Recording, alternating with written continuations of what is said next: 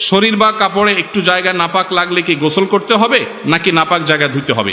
শরীরের কোনো এক জায়গা নাপাক লাগলে অনেকে পুরো কাপড় চেঞ্জ করাটা জরুরি মনে করে। মা বোনরা বাচ্চা কোলে নিচে একটু পেশাব করছে, যে জায়গা পেশাব করছে ওই জায়গাটা আলাদা করে ধুয়ে ফেললে পাক হয়ে গেল, কোনো অসুবিধা নেই। পুরো কাপড় তো আর লাগে নাই, যে জায়গা লাগছে শুধু ওইটুকু। শরীরে কোথাও নাপাক লাগছে, যেখানে লাগছে সেটা ধুয়ে ফেললে কি হয়ে যাবে? পাক হয়ে যাবে।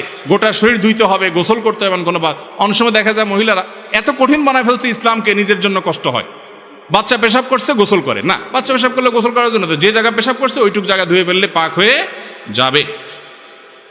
ব্যাংকে টাকা জমা রাখলে যে লাভ আসে তার শরীর বিধান কি? ব্যাংকে টাকা জমা রাখলে শুধু ব্যাংকগুলোতে যে লাভ আসে সেটা তো হারাম, এই জন্য সেখানে জমা রাখাও জায়েজ নাই।